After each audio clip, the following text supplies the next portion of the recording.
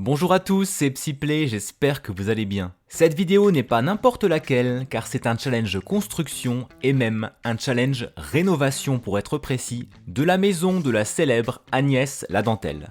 Cette vidéo a été rendue possible grâce à vous, elle vient fêter les 1000 et même plus de 1600 abonnés sur la chaîne. Je vous suis immensément reconnaissant de me suivre dans cette aventure commencée il y a 9 mois environ. Vous faites vivre la chaîne par vos vues, vos commentaires, vos abonnements et vous me donnez du bonheur tout simplement par votre présence et votre bienveillance. Je tenais à vous le dire.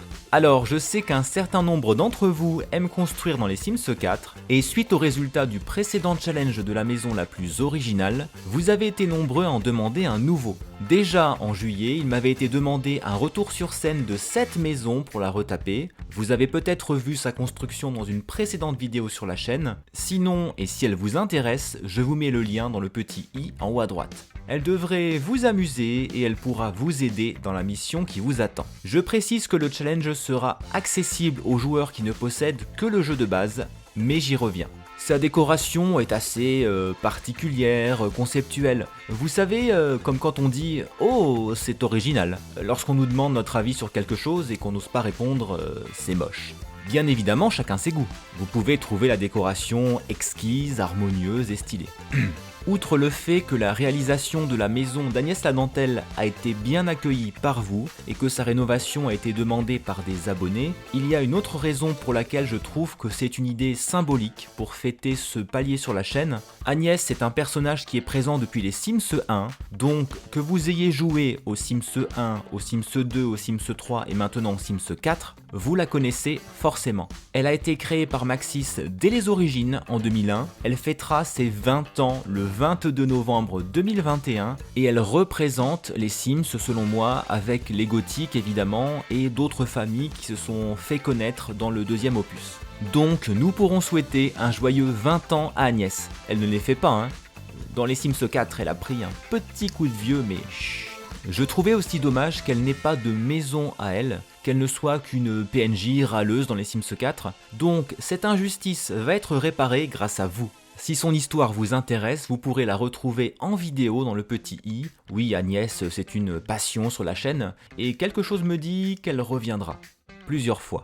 Allez, je vous le dis maintenant. D'abord, pour la vidéo résultat de vos rénovations, bien sûr, mais aussi dans une autre vidéo, car je m'engage à relever le challenge en même temps que vous. Je dois dire que ça me démange depuis un petit moment, j'ai une idée bien précise en tête.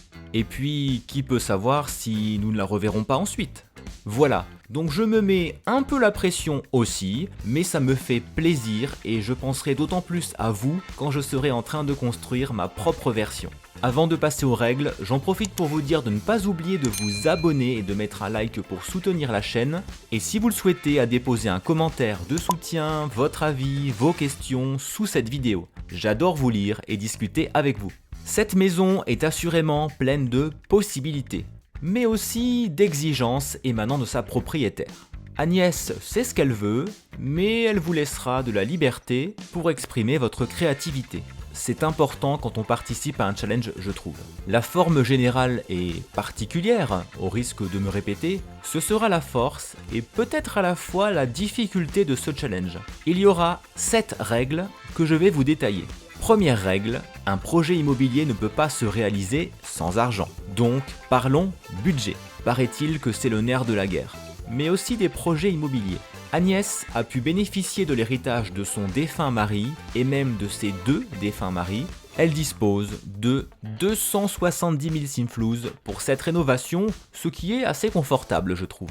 Attention, le prix faisant foi est celui affiché dans la galerie. Je vous montre, en mode construction, vous cliquez sur sauvegarder dans ma bibliothèque et ensuite sur sauvegarder le terrain. Le prix dont je tiendrai compte est annoncé en face de valeur ici. Le prix affiché dans le petit i en haut à gauche n'est pas le même. Deuxième règle, le terrain, et je vais faire court. La maison est actuellement placée sur le terrain appelé l'Avare à Newcrest. ville du jeu de base donc que nous possédons tous. Sa taille est de 40 par 30, Agnès s'attend donc à ce que votre version prenne place sur un terrain de cette taille. Vous pouvez bien sûr construire dans une autre ville si vous le souhaitez, mais sachez que je placerai vos rénovations sur l'Avare, que vous pouvez renommer d'ailleurs. Le nom n'est pas très plaisant pour Agnès. Troisième règle, le style, parce que c'est primordial de le connaître à mon avis avant de se lancer. Certains d'entre vous vont être surpris et même manquer tomber de leur chaise ou de leur canapé,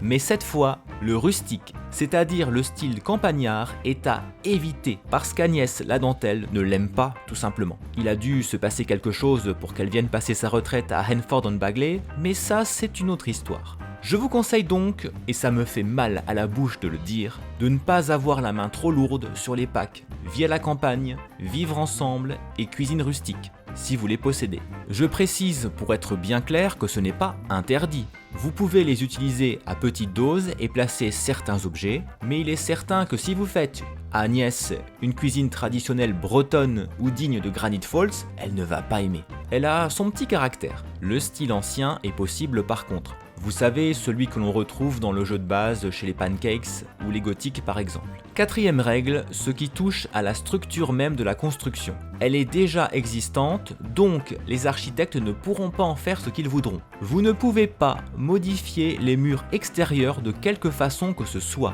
le pilier à l'avant compris. Ni la hauteur des fondations, ni les deux terrasses du deuxième étage, ici et ici. Déplacer la maison ou l'agrandir à une exception près. Agnès vous autorise à changer les toits, pitié, faites-le. Les fenêtres, les revêtements de murs, les fondations, mais pas leur hauteur, rappelez-vous. Et les autres terrasses. Ajoutez-en si vous le souhaitez, j'évoquais une exception, c'est le garage. Il n'est pas obligatoire, mais vous pouvez créer une extension accolée ou non à la maison, ou bien un abri pour la voiture d'Agnès. Cinquième règle, l'agencement intérieur. J'ai souhaité garder quelques clins d'œil à la maison d'origine des Sims 3 et pour que vos rénovations aient quelques similitudes. Les murs peuvent être abattus, transformés ou ajoutés, sauf pour une pièce. Agnès demande les pièces suivantes qui peuvent être réagencées par rapport au plan actuel. Une grande entrée avec une fontaine. Et pourquoi pas ? L'objet est obligatoire, mais vous pouvez la remplacer par un autre modèle.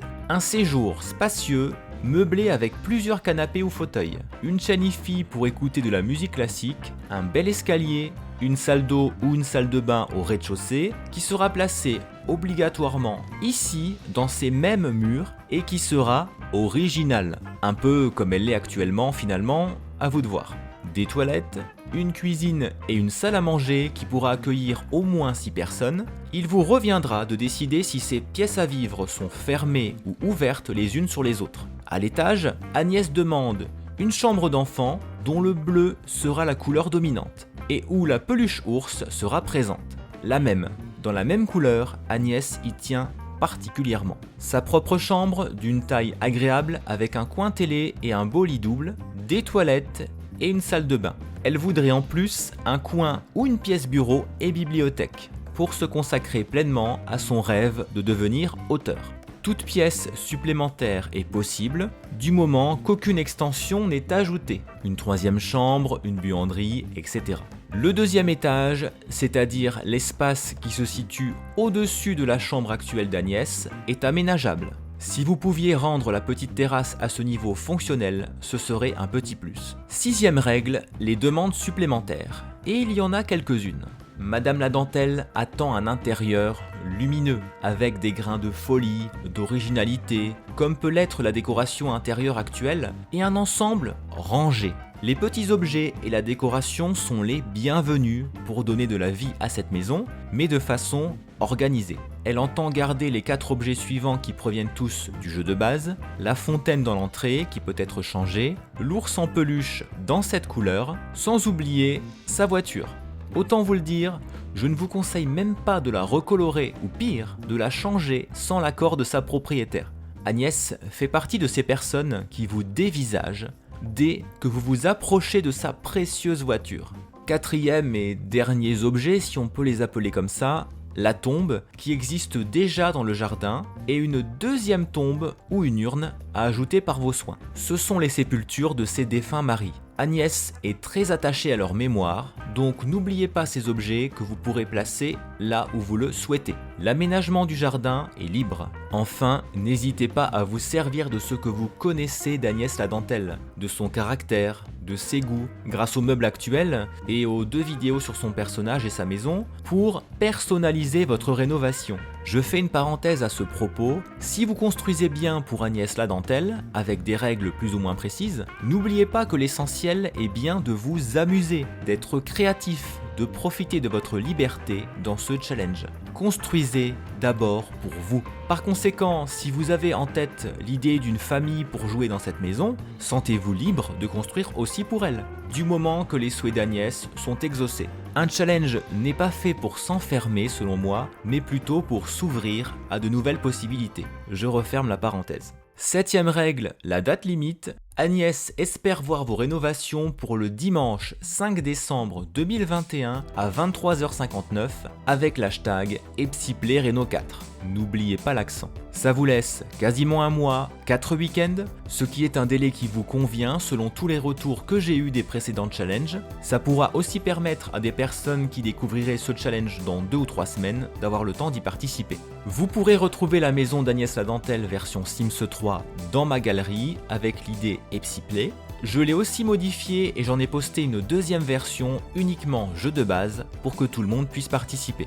J'ai actuellement tous les packs qui apportent des objets de construction dans les Sims 4, donc pas de limite pour vous et je compte bien obtenir le kit intérieur fleuri, même si ce n'est qu'un kit. Le débogage, le mode tool et la red shelf sont autorisés, mais pas les CC. J'espère que ce challenge vous plaira, que vous prendrez du plaisir à rénover cette maison. Selon les participations, j'adapterai le nombre de rénovations qui seront sélectionnées dans la vidéo résultat. Merci d'avoir regardé cette vidéo jusqu'au bout, bonne construction à toutes et à tous, et je vous dis à très bientôt.